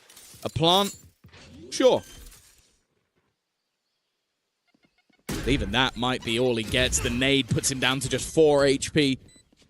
He can't afford to take any damage along the way, trying to dodge the boombot, but even finding his opponent's going to be difficult. Nice shot on the first. That's the ultimate, but the spam is enough. We go again with Bai finding another double, and 13-13 the score. Yeah, this is where it starts to be a bit of deja vu for MIBR. Last time around, a similar story. It went the distance and then some. And this time, again, the snake in the grass of Fangir to start this round. The reveal came in just a smidge too late. He'd already got 2, and GRQ, fighting from that open door, was able to trade out to make it an even bigger advantage. Going into the next OT, for all gamers, the question is, will Fangir slow down at some point? This goes here. The answer so far has been a resounding no. Presence to the A site for MIBR. 4 players early on, throwing the Season 8, throwing the reveal. Nothing seen. As now the pace picked up by all gamers, and you expect a very direct hit. Tex is going to have his work cut out for him in holding this first burst of aggression. Trying to snipe one out of the air, but he'll be forced to play the retake now. It's a little bit of damage. Spike to Kira. 1 away from the showstopper. Could play a part in the late round, but it's Spam actually takes down GRQ. That's a man advantage now. Another opening kill for Aspas to add to the growing collection. Already, though, Fang is there again, and even with the fallback, finally has fallen down, but there's that showstopper. And now Tex is all that resides once again, and it's Kira to close. 3 kills for the Rays. Lead taken. And the first map point now for all gamers. Their first chance to close out this series, as said, it felt like they deserved the overtime. It was a crazy first half from this squad.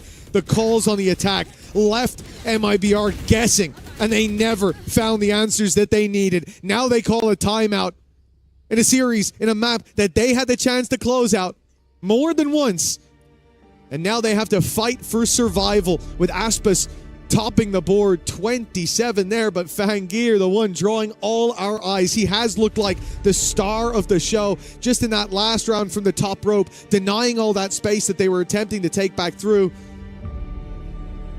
It's been so fun to watch, and I do keep waiting for that moment where he slows down. I think the worst I've seen from him is a single missed op shot, but the round before he got 4, so I'll forgive him. I'd almost be a little bit nervous as well if I'm MIBR to take a pause, because you think back and it's been the all gamers pauses that have gone straight into round victories. I think again, Ed 101 has been sublime, and whatever's been said to these players, be it from losing a streak of 4 rounds in a row to immediate winning 3 of the next 4, the same in the first half as well, 4-4, 8-4 half ending after the pause. He's been impeccable, and now, well, all they need is 1. And MIBR have gifted that pause over to the other side. I will say all gamers had the same opportunity to take a pause, but evidently whatever's been said by the players, he didn't feel like it was necessary on his side. Well, all gamers, they've really grown into this map. They certainly did into the attack side. Now their defense to be tested from what we've seen, especially for Fangir, but the squad overall, every leaf has been a flower, and now they bloom late, but just in time. MIBR look to go direct to the A side, and this is not ideal for all gamers. A 4-man stack up on C. They had read the favorite site of this attack side, but things change here in overtime. Here after the pause. The A side is wide open. The Vice utility is there, of course, but nobody to do anything off the back of it. The door opens and the Thorns activate. This may send MIBR back towards this B side. You don't really want to play that Vice setup, and you don't know how many players are there. It could be easier to go for the split, but that will work in all gamers' favor if it's attempted. The terrifying thing as well is, if anything, if you're MIBR, you want those more contacty plays, because the retakes coming out from all gamers have been their best work. Nice shot from Tex, though.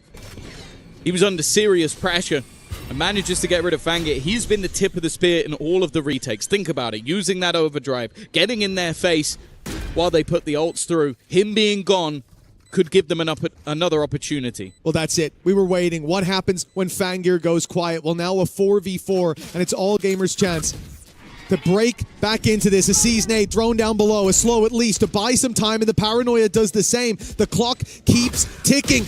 And now Kira finds the first shrimp with another. Okay, the number's thin, and MIBR are left with just second, standing against the rising tide of all gamers. The tap on the spike, the swing needed. Now it's already half. He'll get the first, but he won't get anything else. All gamers wash MIBR away.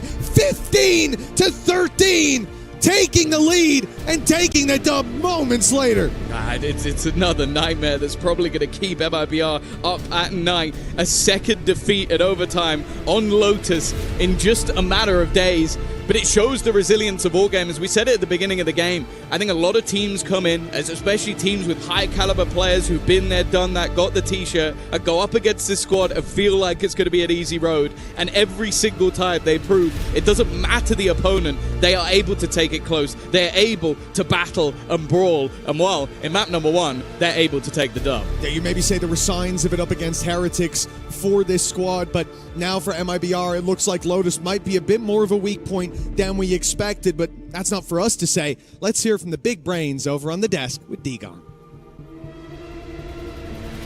Thank you very much, Mitch and Tom. Great call, and yet again in overtime, it's heartbreak for MIBR on Lotus. They fall to AGAL, who clutch it out, and I just need to go back to round 22, 23, and 24. Those final 3 in regulation, they were absolutely crazy as we welcome back Kukuka and Big Time.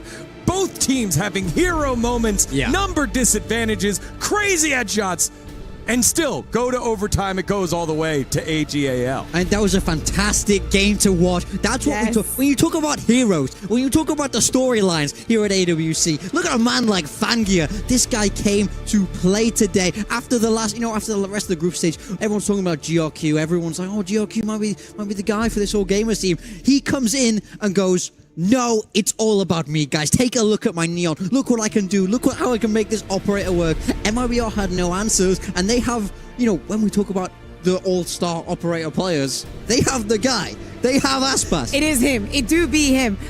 Seriously, what a fantastic show, and what a dominant also start of the map. Do not forget, at the end of the day, as we said, they are coming in as being the underdog. MIBR should be the favorite here, but we have to say, all gamers, not for a second, not in this match and not in previous matches, have shown any kind of fear to the opponent that they have in front of them. And what a moment also to be here and be able to witness the way that they were playing it, the way they were celebrating once they managed to get into overtime and get and save that spike plant that was absolutely insane. From then, the momentum was on their side. Yeah, I mean, I think they stole away so many rounds. Fangir did it. The rest did it. My mind goes back to that 5v2 retake MIBR had, but they got shut down because the individual prowess on this AG team. I think MIBR couldn't hang with them in the server there, which feels insane to say when we look at the names on this MIBR squad. Now, don't get me wrong, Aspas really pulled his weight. So did Tech, someone who's had a little bit of a slower tournament, but he did a great job on that cypher. But ultimately, it's not enough here on Lotus, and this is MIBR's map pick. Yeah, and I know Verno is IGLing this squad, but he was at 1-9 in the first half. Tough. It's very difficult to get yourself across the line. He finishes 10-19, so carried a little bit more, at least going 1-1 in the second half, but it was such a slow start from him. Seriously, the resilience that all gamers is showing, if you add that on top of getting in the head of your opponents, like for example, Verno must have not been having a very good time at the beginning of that map. If you added on so many of the circumstances that they were able to turn around, where they were one man down, did not matter. The refrags came in very fast. Something also that Tom was highlighting, how Fangir was so proactive even when it was time to flood, when it was time to retake. Again, so on top of their game. Yeah, I mean, I'm just so impressed. I think especially the macro in that first half for all gamers. I think when people talk about the CN region, people often don't mention macro, right? It's sort of not what they're known for, and if anything, they're put down about it internationally. But I didn't get that impression at all. And even when we watched all gamers against Heretics, I feel like game planning is very, very strong. I'm very enormously impressed with this roster. Man, what's happening with Lotus? It's always seriously, OT. If you want to be here forever, pick Lotus, because there has not been like maybe one team, wasn't it? Well, BBL, no? Yeah. Bar. Yeah, there was the play those last couple of rounds there with the 3K that kicked it Insane. off, but then Tex clutches it out. And then, of course, the stun during the plant gets the kill, waits out the timer, does AGAL to force overtime. And then Aspas getting this opening kill here in overtime. You're thinking this is it, but AGAL battled back on that round as well. It was a fantastic map of Lotus here. Again, it's all gamers, so the shooting is going to be absolutely incredible. That is, the show is guaranteed when they are on the stage. It doesn't matter if it's against Team Heretics, now against MIBR. I think that after getting and saving that round, Fangi was like, I am not losing this. Yeah. I can tell you that. These are the type of games that make me love Valorant. When you have those moments where someone is able to step up, be that hero. I love watching it unfold on the stage. MIBR have to find a way to bounce back here, or they will be eliminated from EWC. And as always, like I like to do on my desk, I do the callbacks. And you said earlier, we talked about GRQ, we talked about Shrimp, we gave shout outs to Kira, but you're like, Fangir is the guy that normally is here for this roster and hasn't had that opportunity yet, but he does so here today in that first map. He showed just how capable he can be. That's what we saw for them at the start of the year. That's what we were all expecting to see in Santiago, but they couldn't make it work over there. Yeah. The one win, but ultimately not enough for them. But right now, if he can continue this form that we're seeing from him right here, I think his name will become bigger and bigger. One map away from playoffs now. He might have a shot to do this on the biggest stage. KC Academy, what can I say? It's all the talent comes from EMEA. We just nurture all of them. It's good to see though the Fangir, because as you're saying, the beginning of the year it was his Rion. Yes, he played so incredibly well, and he was the difference maker in this team. Everybody tries to speak English for him. He's learning a little bit, here and there, but he's definitely worth the effort. Yeah. Well, MIBR are now down to their last loss before leaving EWC 2026, but their guns can change their fate. Will they be able to do so? We'll find out after the break. You're watching EWC 2026 Valorant.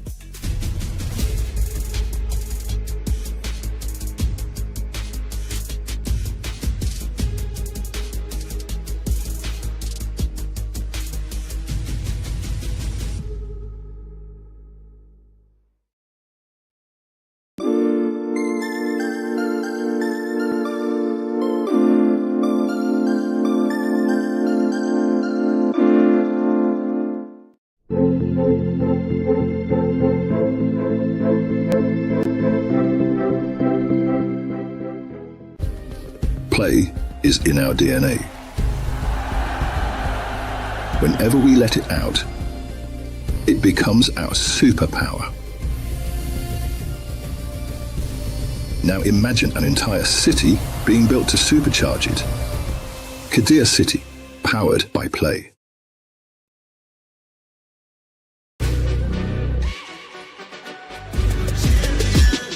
This ain't no regular thing. I came for the ring, you know what I mean.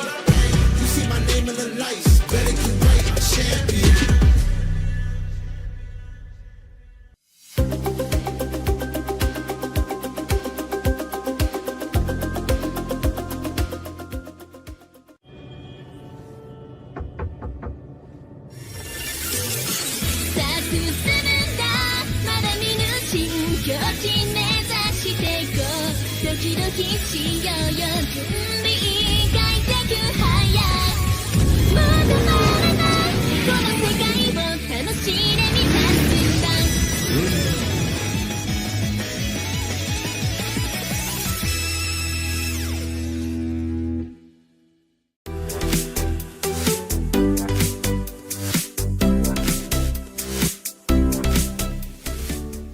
The human body was built to move, not trapped at a desk in one singular posture for 12 hours a day.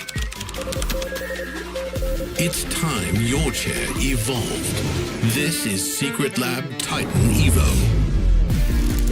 ergonomically engineered for you. Gamers, hybrid workers, artists, backing your every move.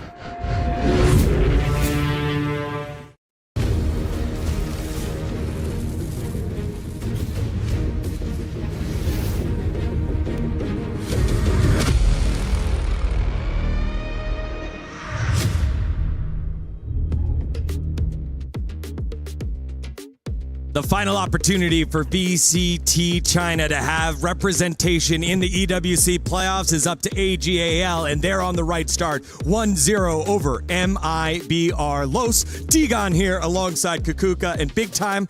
That was a lot of acronyms that I just did, Big Time. However, there is no question about what I mean, which is MIBR. I have their backs against the wall and need to figure it out. Yeah, look, this is a fantastic roster. We all know it. We all know how everybody knows these names. If you know Valorant, and this is a squad that should be amazing. This is a squad that should be winning. It's a squad that should be lifting trophies, but they're not managing to do it. It looked like maybe EWC could be different after that opening game, smashing through Global Esports, but then they dropped to the lower bracket. Now it's ultimately backed against the wall for this superstar, high-powered squad, perhaps going out to all gamers of all teams, which is not something you would ever expect on paper. Stop disrespecting all gamers. They have all of the gamers. They're here to win, okay?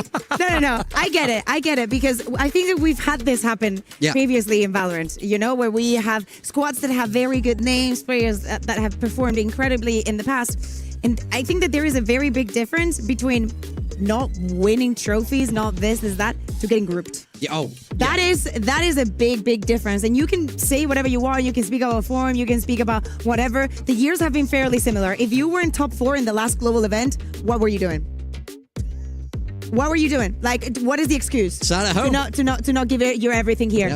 All gamers is doing it. Yeah, no, I totally agree. I think for me, it doesn't even matter how the rest of this series shakes up. All gamers have a new fan in me today. I will be watching quite seriously from now on, because I think they've shown that they can hang with the very, very best. I've been so impressed with the macro, the IGLing, leadership, the backroom staff. The game planning is rock solid, but then also you add onto that the firepower, the flashy plays, Fangia's ability with the op, GRQ, when he's on top of the world, he's looking brilliant. So I think this is a squad that can really make some damage here at EWC. Especially when you have a lot of the big names have already gone out and now are making space for a name to be made, like for AGAL, when Fnatic doesn't qualify for the tournament, when Paper X goes crashing out, when RRQ doesn't have it going as well. Now is an opportunity for AGAL to step up. Yeah, not to mention EDG and XLG, right? They had fantastic performances over in London. They re-put CN back on the map, but it's those two that are already out. They don't have that chance. Now it's all gamers having to fly that flag for VCT CN. Can they bring that representation to the playoffs as we move across here onto Split? Yeah, and all gamers decided this. They picked this map, as you can see in the graphic right now for the side of MIBR. They played it last in the qualifier here to EWC versus Leviathan. For all gamers, they won on it against Global Esports. They already have a little bit of a rep. To me, it has to be about keeping the confidence. We were speaking about GRQ, the cheeky plays here and there. Guys, we need to learn how to open angles together. We cannot, one opens, the other one TPs, and there's a third one that just jumps later onto the side. We still need to work on those synergies. I know that the pressure is very, very high onto them. They're still going for the picks, do not get me wrong. And of course, all the pressure right now is on MIBR. Yeah, I love it that in this map now, the backs are truly against the wall. It's a pure mirror matchup. Fangear is going to be head-to-head against Aspas on that jet. Everybody's going to know how to play this comp. You know what the other team is going to want to do. It's all about execution. It's all about who's performing in the server. No excuses left here. A mirror match here in map number 2 as we head on over to Split. AGAL 1 win away from booking their ticket into the playoffs. MIBR got to dig deep. They were close on their map pick, but now have to come up with the upset. Let's send it on over to Tom and Mitch. Thank you, Digon. All gamers, one map to the good, stepping into Split, Tom. This is definitely a step up from them. MIBR, a team that I think almost everybody expects to see in playoffs, but now they're in danger of going out in the groups. Yeah, I think especially when you look at the group that they're in, I think getting to this stage, you'd put them up against all gamers, and I think, again, if you'd not watched much of All Gamers or only seen the little bit at Master Santiago, you might be going, okay, yeah, they beat one team here and there, but then they weren't able to take anyone else down. Well, this squad is looking legit at the moment. Like, a lot of depth of talent. I think especially we didn't see the best game from Shrimp, but there were definitely other players that stepped up while he was fantastic earlier in the tournament. Bangir just had probably his best map of the tournament so far. And we look at the other side and, like, Aspas was still performing well. Tex had a great map. It wasn't enough to get them over the line on their own map choice. And now coming into Split, still, it is their opponent's choice. But I think it's one where they have looked relatively comfortable in the past, like going head-to-head with some pretty good teams regionally. It's just whether or not, like, if they're going to have enough to take us to a third map. It's crazy to lose a game as well. Like in that last one, MIBR went plus 10 on opening duels between Tex and Aspas. Yeah, like it's wild to have it spin back in favor of All Gamers like that, but you said Fangir was that savior who pulled back so many of the rounds for them. MIBR starting the attack side here and waste no time getting into the A site. Spike still needs to go meet the rest of the squad, and those smokes, you know, they're not going to last forever, and finally they will make it through. In the nick of time, the plant without any advantages found, though. They were hoping that someone from All Gamers would give them a fight, give them a scrap. And now they have to go looking for it. Deep push in towards the spawn. And they've got a foothold now. Now it's more on All Gamers to fight back. Well, they know they've lost screens. And reclaiming that is going to be difficult. Bai was waiting for them to try and make the move round to heaven. Now the plant is not the greatest for the side of MIBR. In fact, I would say it's a pretty poor one already to half. They need to get a move on. They're just looking to try and defuse it in front of their noses, and nobody gets anywhere near it. MIBR was so ready and raring to try the wraparound, but the plant just wasn't for that position. That's the danger. They planted for backside. Remember, those smokes were fading by the time that they'd pushed in. It was a couple seconds left on them, but not enough to go planting up for heaven. A piece of utility to disrupt, and all of a sudden you're on the back foot in the round. So instead, they take a safe plant and try to use those sky flashes to fight deep into the spawn. Sure, it works out, but like you said, the plant isn't for there. And the second that All Gamers get some presence on the site, get boots on the ground, it already flips things massively in their favor. That is a big pistol pickup. Fangir again showing that he's still got chops in this mirror matchup. And an eco coming out of MIBR. That's a spam on the back of the tap. GRQ doesn't get anything for it, and hold on. Now he's in danger. Never mind. He'll go down eventually, but the work has been done. Yeah, comfortable in the end. I think as well, that one thing I'm loving the most about Fangir is I think there would be a lot of people who go into this game and go like, look at the careers of the players on the other side. Like, these are players that have been to champions, that have won champions, won masters. Like, there's so much depth in terms of who has been there, done that, got the t-shirt. And Fangir doesn't care. Not even for a second. Like, he's like, I'm going to full stick this, and if you guys are nearby, cool. If not, I don't care. Like, it is just a confident player, no matter who he is up against. It's got to be tough to play against. Now, bear in mind, a few rifles kept over into this round, an SMG for Bai, but there's definitely some vulnerabilities, and because of that, the defense are going pushing. All Gamers not scared of their opposition, that is for sure. It's a blitz, but Mazzino is ready. Plenty of backup there. I don't want to see him push that with the spike, and thankfully he does cancel that aggression. Might be time to flee, but MIBR show no signs of running away, of turning tail. Instead, they're looking to fight their way back through. The dog's going to make it awkward. The stun on Shrimp ends his life after one. Good trades for MIBR to start. And the main thing about this is it's dangerous when that low buy comes running at you. It's dangerous when some of your players can potentially be isolated, but MIBR stayed calm and just clumped together to deal with it, obviously with the exception of Tex, who was the flank control. I liked as well that Werner was just happy to go, I'm going to paranoia my own teammate because he's close enough that it doesn't matter and I don't want to die. So clearly happy to hold their ground, and hey, I don't mind it from All Gamers. Like, you got a weaker buy, you got SMGs, and I don't even think they had one like full price rifle. But just go for something risky. You catch them, you have a far higher chance to win the round. Also, I think it's good limit testing as well. Like, you do something like that and you just see, what did the opponents do? Like, do they hear react? 4 of us rushing and they instantly run to the A site? Then we know that a little bit of early aggression could potentially push them into our heavier setup if we want. I think it's a really good idea to get aggro, but MIBR contained that aggression beautifully. That's a rifle now, and he's just going to pop the snake bite and run for the hills. Yeah, really not bad in terms of a low buy. You get out with an extra gun, you drop 2 of their guns. For MIBR, they'll probably be quite happy with that as well. 3 players alive versus the low buys. They've definitely had some troubles here and there with losing players to pistols, so I don't think either side are going to be too disappointed with that one. But there you go. There's the paranoia. Just go there. Voter's like, screw it. If they're going to run at us, they're at least going to be blind while they do it. But this is where the game really should get going. Rifles across the board. Even a outlaw for Fangir being put into play. Does seem like there's heavy shields across the board, though, so it's not going to be an insta-kill. In fact, he's not going to land the shot at all. Fangir's movement to get out was nice, but Verno is hot on their heels. And MIBR, they have made this one look incredibly easy. Running it down on that A site and taking every fight with great success. And another sign that's important, Verno online early on. Like we said, he had a really tough start. The desk talked about it as well, but, well, he certainly didn't let that knock his confidence. You could see him straight up into heaven for that brawl. And GRQ finds Aspis at least. It's some sort of reinvestment needed for MIBR, but they're happy to throw themselves at this just to remove the weapons, at least to start. Aspis was. Seems like a bit more patience on the rest of the squad. And I like that. They've already got 2 players that are fully invested into this round, so if we do lose a few more players, it could definitely get costly and sort of ruin that leg up that you've given yourself.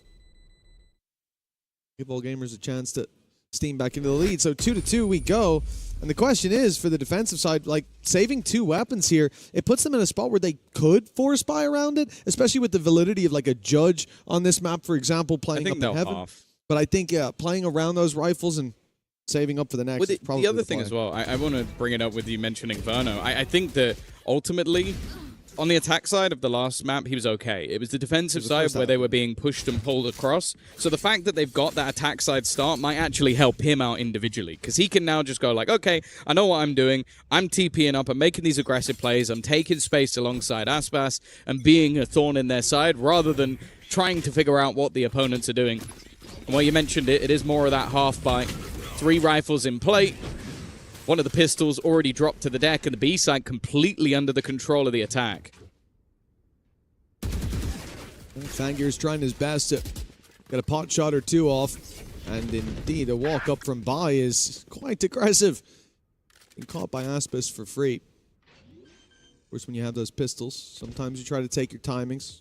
Got to catch someone by surprise, but that hasn't worked out this time around for all gamers. The 2 rifles that they've got left, a decision, perhaps you could carry them through to the next. And they're at least doing that with one of them. Kira's on the A site, and I don't imagine he's going for the latest flank of all time. But for Fangir, he's been good every time. He wants to make it costly, because look at MIBR's credits. Already in an extremely good spot. Winning this round with all 5 alive is going to make this dangerous. The imbalance is going to be stacked against all gamers. At least they carry that 1 rifle through.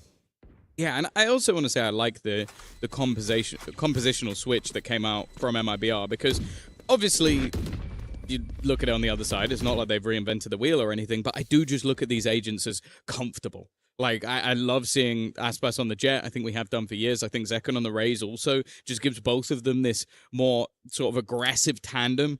I think Verno swapping, I believe, with Mazzino, like one of them now playing the Initiator. They do this anyway, with depending on what the Initiator is, but putting him onto the Omen, we already saw the impact that it can have with him currently being 5-1 on the board. This looks like a very comfortable composition for MIBR. And even just some of the early rounds, the fact that Aspas is, again, he's taking that aggressive space with the dashes and the follow-up.